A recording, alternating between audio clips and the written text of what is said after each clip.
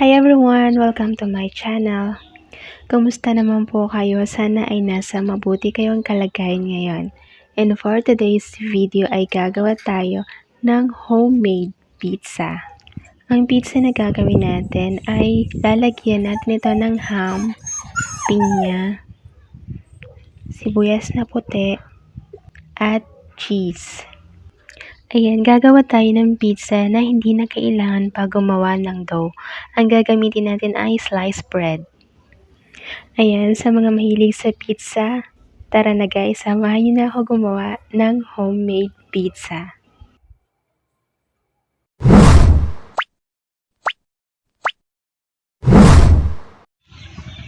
Ayan, ito ang gagamitin natin ay sliced bread. Ikat lang natin ang sliced bread into cubes. Maliliit na cubes lang. Ayan, kapag nahiwa na natin lahat ng sliced bread, ilagay na natin ito sa kawali na ating paglulutuan. Ayusin lamang natin ito.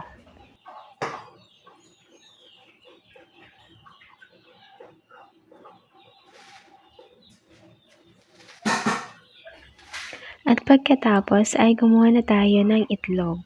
Crack natin at patihin natin ito. Pwede rin nalagyan natin ito ng kaunting asin.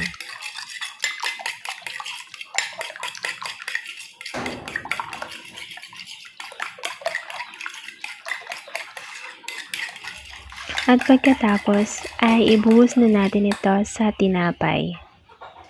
Pwede rin guys na pag ganito kasi ang ginawa, mas marami ang kailangan na itlog. Pwede rin naman na unahin na yung itlog pero kailangan na hindi pa binubuksan ang apoy. Saka ilagay natin ang tinapay. Ayan, nag-add pa ako dito ng 3 itlog kasi kulang yung nilagay natin kanina na 3 itlog. Pagka kulang kasi ang itlog, pag binaliktad natin ito ay maghihiwa-hiwalay ang ating tinapay. Kaya guys, mas okay na mauna ang itlog tapos isunod na yung tinapay. Tulad ng sinabi ko kanina, mas makakatipid tayo sa itlog. Ayan, takpan natin ito at lutuin sa mahinang apoy para hindi masunog ang ating niluluto. Ayan, lutuin lamang natin ito ng 8 hanggang 10 minuto. At mas maganda rin guys kung ang gagamitin natin ay non-stick pan para hindi dumikit ang ating niluluto. Ayan, after 5 minutes, tingnan natin kung medyo luto na ba ang ating niluluto. Ayan, kita naman natin na hindi pa. Kaya takpan natin ito ulit at lutuin pa. Ayan, after 8 minutes, ayan, pantayin natin ang ibabaw niya or i-compress natin. Para mamaya pag naglagay tayo ng mga toppings ay pantay na siya. At mamaya babaliktarin din natin ito.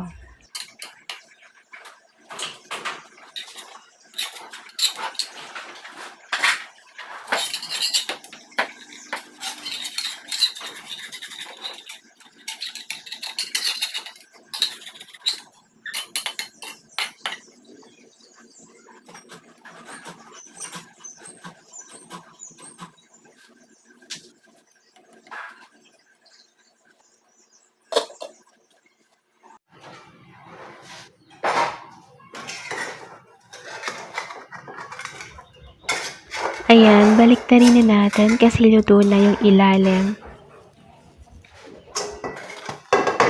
Ayan, natutong na nga yung iba. Okay lang yan, alisin na lang natin kapag kakainin natin ito.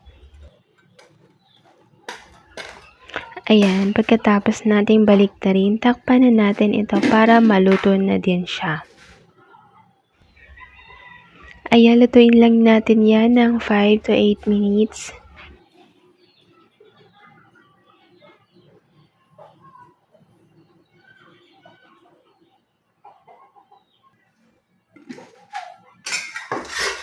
Ayan, after 5 minutes, tingnan natin kung luto na ba.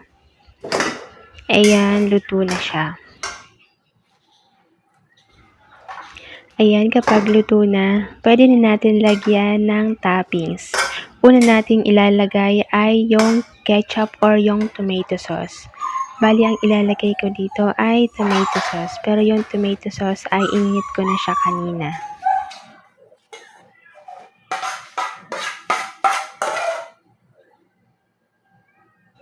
Ayan, spread lang natin yan.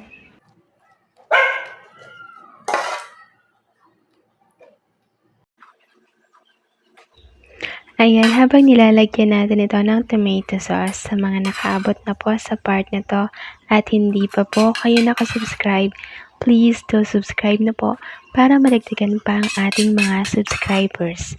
And paki-like na rin po pala itong video. Thank you and God bless.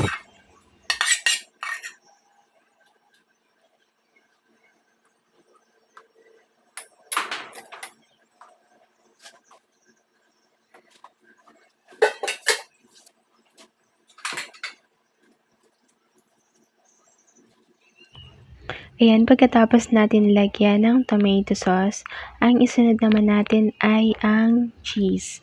Kailangan na quick melt ang ating ilalagay na cheese para mas madali siyang lumambot. Ayan, mas maraming cheese, mas masarap. Kaya, wag na natin tipirin pa ang cheese.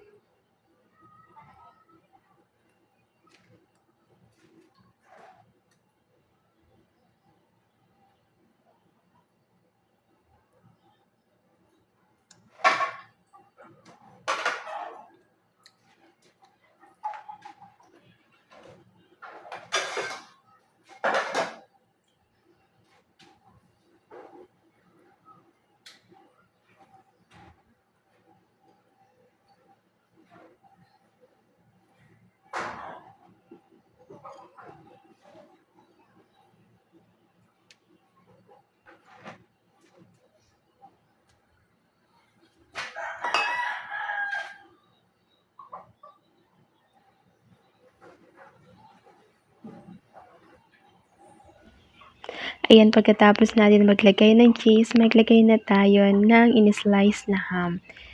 Hiniwa lang natin ito ng medyo maliliit. At prinito na din pala natin ito kanina.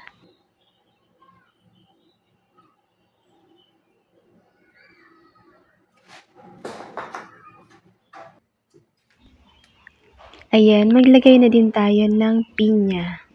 Ang gamit ko dito ay yung pineapple tidbits, yung isang pack na 115 grams.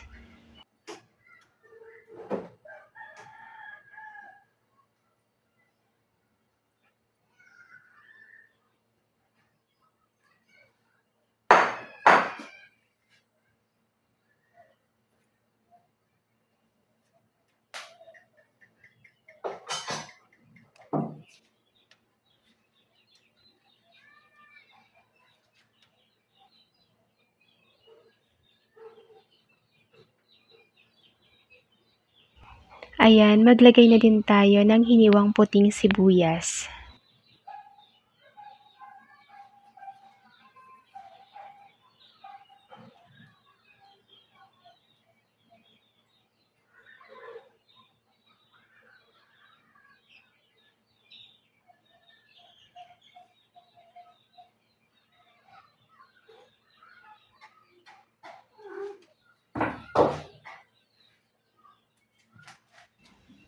Ayan, pagkatapos natin mailagay lahat ng toppings, takpan natin ito at lutuin sa mahinang apoy. Lutuin natin yan hanggang sa mag-melt na ang cheese. Ayan, nag-melt na ang cheese. Hanguin na natin ito.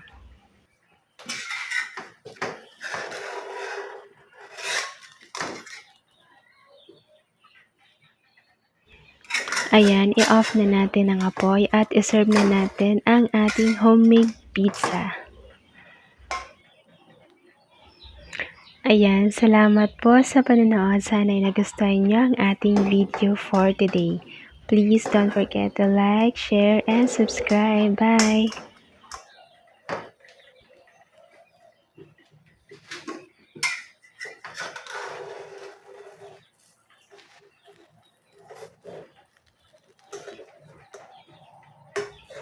Ayan na, ito na ang ating simple homemade pizza.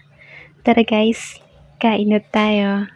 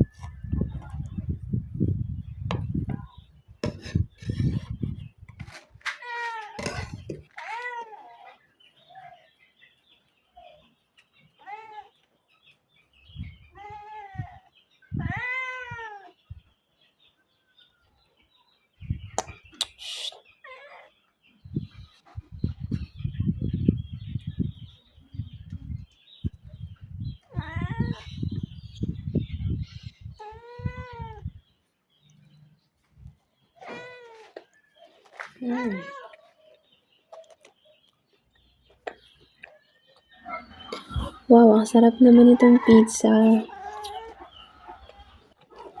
Kaya guys, subukan nyo na din gumawa ng homemade pizza na ganito.